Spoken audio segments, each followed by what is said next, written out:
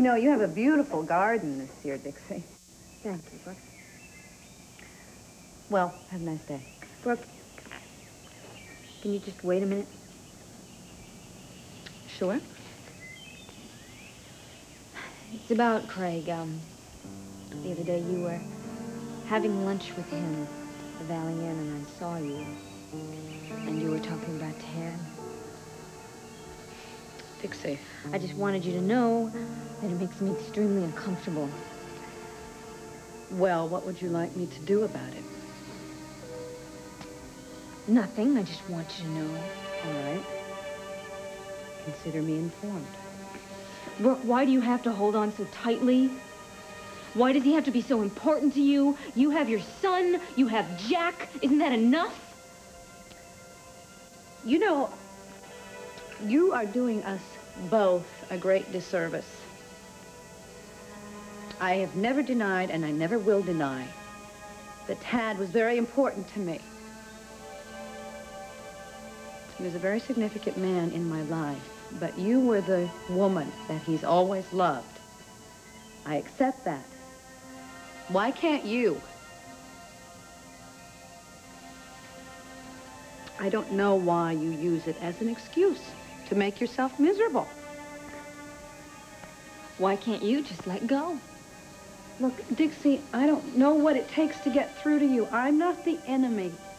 I'm not competing with you for anything. Least of all, Tad's memory. I mean, would you like to know what Craig and I talked about the other day at lunch? We talked about you. Really? What did you say about me? Among other things, I mentioned that you looked very happy when you were dancing with him at Trevor's wedding, and I thought it was nice. I thought it was nice because it looked like you were ready to get on with your life. But I guess I was wrong. Ready to get on with my life. Because I was dancing with a man at a wedding? That's a pretty shallow observation for somebody as intelligent as you, isn't it? Did I hit a sore spot?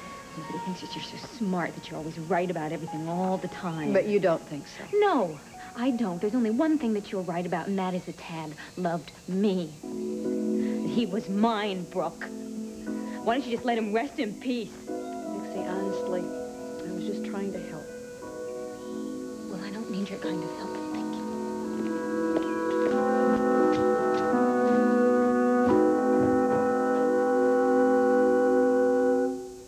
Only a...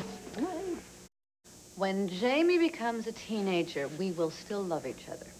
And we will lie under trees and we will have long, soulful conversations.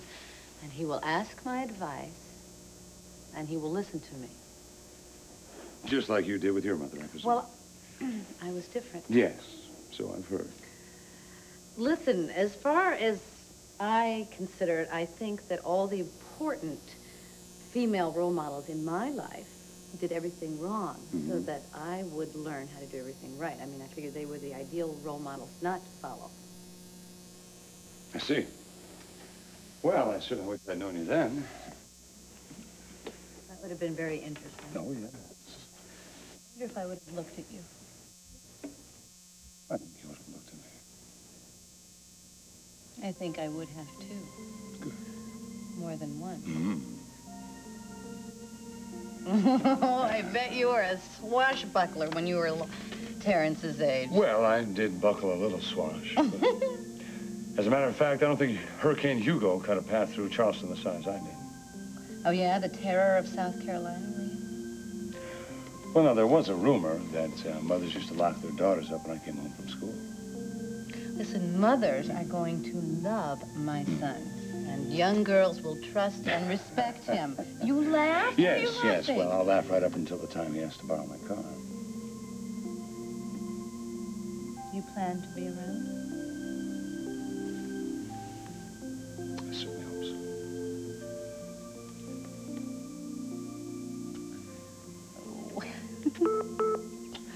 What is that? Well, what it is the intercom there, because there isn't one put into this phone yet. I'll get all these bugs worked out in a minute. Yes, Terry. Is that right? Sure, go ahead and just show him in. Thanks. Bye-bye. You have a visitor. I do? Yeah. Oh. Oh, Hello. hi, Craig. I brought him in person. There you are. Thank you. Your specs. I'm sorry you had to waste that time coming by the house. Oh, no, that was no problem. All right, if you have any questions, my number's inside the jacket there. All right, nice to see you both again. See you. Jack. Here. Craig, could I talk to you for a minute? Would you mind, Jack? No, I need to go over some things with Livia before we go to lunch. Nice to see you again. Take care. Yeah, good to see you. Didn't tell me that Dixie was there, so. Opal, she likes stirring things up.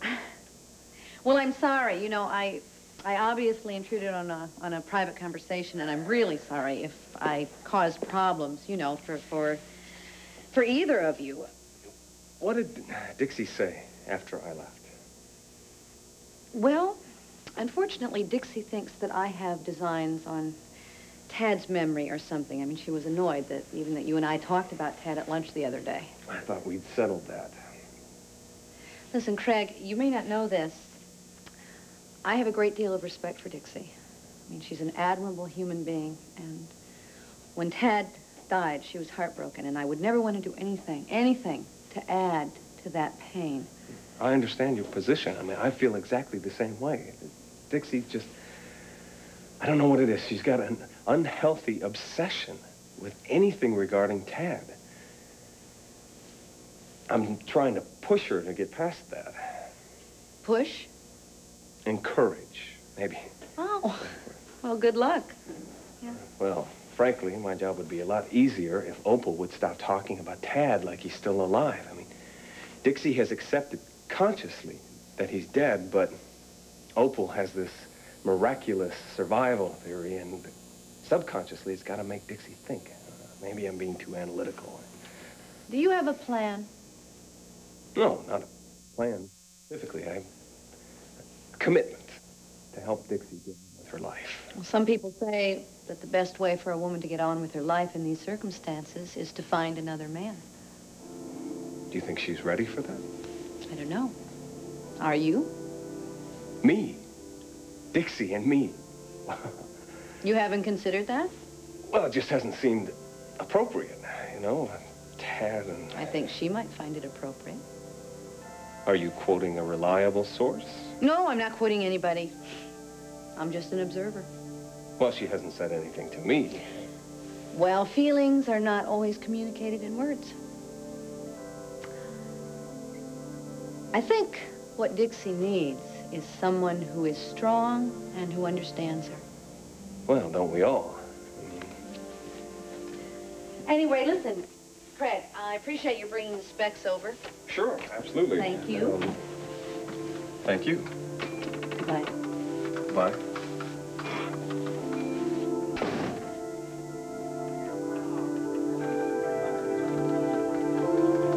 There we go. Thank you.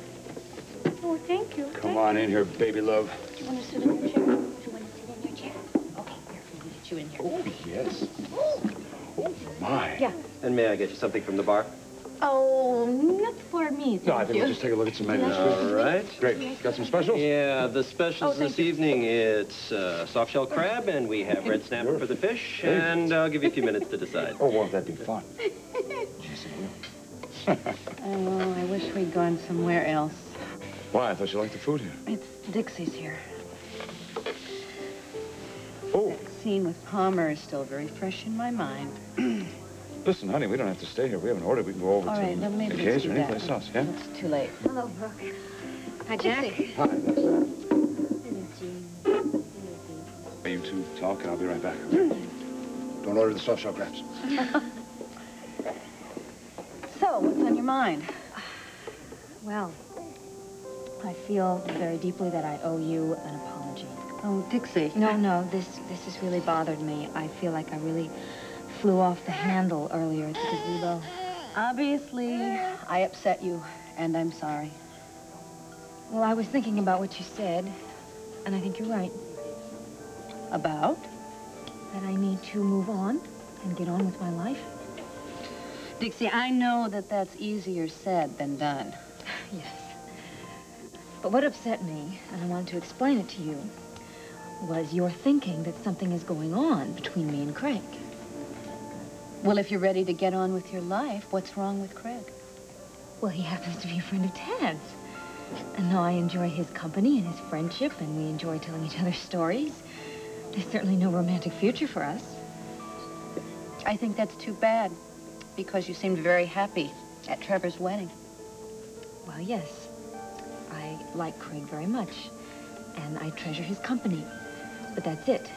There never can be anything between us. Well, obviously, then I misinterpreted. Yes, I think you did. And as you can see for yourself, he's already dating somebody else. She's very pretty. Mm-hmm. Yes, she is. Do you know her? No, well, a little. I mean, she works for Uncle Palmer. Anyway, that's really it. I just wanted to clear the air with you, that's all. All right. Bye-bye, Dixie. Here you go. Well, I hope I didn't leave you hanging too long. No, just long enough to let me know that Dixie is fooling herself. You take that. Aren't they, Hi, Dix. No, everything's okay. I just thought maybe I could take Jamie for a walk while you guys have your dinner. Well, that'd be nice of you. Yeah, that'd be great. No, I can manage, Dixie. Thanks all the same. Oh, I wouldn't mind at all. I mean, I finished my dinner. I said no. I can manage. Well, I just thought, I think that we should go, Jack. Yeah, okay, sure. Listen, thanks anyway. Okay. Yeah, sure.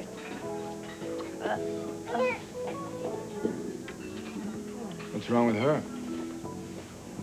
We had words about Tad earlier. I guess she's still mad at me.